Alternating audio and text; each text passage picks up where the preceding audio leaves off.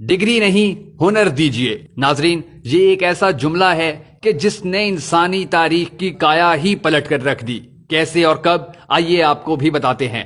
Toyota, Datsun, Hino, Honda, Suzuki, Kawasaki, Lexus, Mazda, Mitsubishi, Nissan, Isuzu اور Yamaha, یہ تمام brands Japan کی ہیں، جبکہ شیورلیٹ، ہونڈائی اور ڈائیوو جنوبی کوریا بناتا ہے۔ آپ اندازہ کریں اس کے بعد دنیا میں آٹو موبائلز رہ ہی کیا جاتی ہیں۔ آئی ٹی اور الیکٹرانکس مارکیٹ کا یہ حال ہے کہ سونی سے لے کر کینن کیمرے تک سب کچھ جاپان کے پاس سے آتا ہے۔ ایل جی اور سامسنگ جنوبی کوریا سپلائی کرتا ہے۔ 2014 میں سامسنگ کا ریونیو $350 بلین تھا۔ ایسر لیپ ٹاپ تائیوان بنا کر بھیجتا ہے، جبکہ ویتنام جیسا ملک بھی ویتنام ہیلی کاپٹرز کارپوریشن کے نام سے اپنے ہیلی کاپٹرز اور جہاز بنا رہا ہے۔ محض ہوا، دھوپ اور پانی رکھنے والا سنگاپور ساری دنیا کی آنکھوں کو خیرہ کر رہا ہے، اور کیلیفورنیا میں تعمیر ہونے والا ہسپتال بھی چین سے اپنے آلات منگوا رہا ہے۔ خدا کو یاد کرنے کے لیے تسبیح اور جائے نماز تک ہم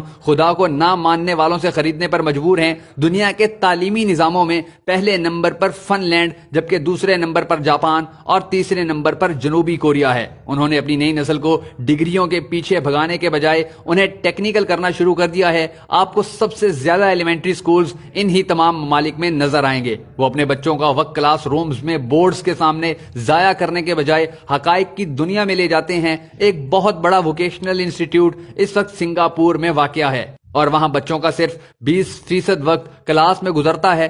باقی 80% وقت بچے اپنے اپنے شعبوں میں آٹو موبائلز اور آئی ٹی کی چیزوں سے کھیلتے گزارتے ہیں۔ دوسری طرف آپ ہمارے تعلیمی نظام اور ہمارے بچوں کا حال بھی ملاحظہ کیجئے۔ پاکستان میں بی کام، ایم کام اور انجینئرنگ کے سینکڑوں شعبہ جات میں بے تحاشا ڈگریاں، اور اس کے علاوہ 4 سال تک کلاس رومز میں CGPA کے لیے خوار ہوتے لڑکیاں اور لڑکے کون سا تیر مار رہے ہیں۔ آپ یقین کریں، ہم صرف دھرتی پر ڈگری شدہ انسانوں کے بوجھ میں اضافہ کر رہے ہیں۔ یہ تمام ڈگری شدہ نوجوان ملک کو $1 تک کی پروڈکٹ دینے کے قابل نہیں ہیں۔ ان کی ساری تگو دو اور ڈگری کا حاصل محض ایک معصوم سی نوکری ہے، اور بس۔ ہم اس قدر ویژنری ہیں کہ ہم لیپ ٹاپ اسکیم پر ہر سال 200 ارب روپے خرچ کر دیتے ہیں، لیکن لیپ ٹاپ کی انڈسٹری لگانے کو تیار نہیں ہیں۔ آپ ہمارے ویژنری پن کا اندازہ اس بات سے لگائیں کہ پوری قوم سی پیک کے انتظار میں صرف اس لیے ہے کہ ہمیں چائنا سے گوادر تک 2000 کلومیٹر کے راستوں میں ڈھابے کے ہوٹل اور پنکچر کی دکانیں کھولنے کو مل جائیں گی، اور ہم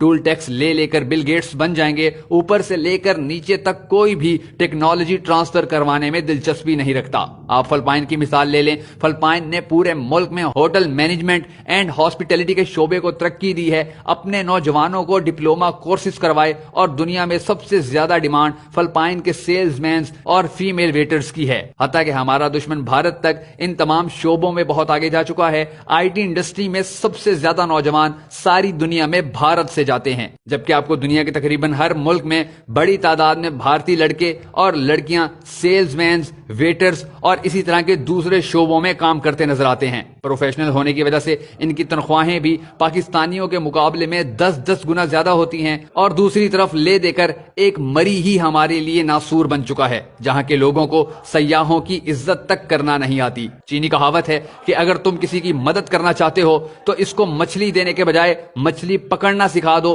چینیوں کو تو یہ بات سمجھ میں آ چکی ہے، اے کاش کہ ہمیں بھی یہ بات سمجھ آ جائے۔ حضرت علی نے فرمایا تھا کہ ہنرمند آدمی کبھی بھوکا نہیں مرتا۔ خدا را اپنے ملک میں ڈگری زدہ لوگوں کی تعداد بڑھانے کے بجائے ہنرمند پیدا کیجیے۔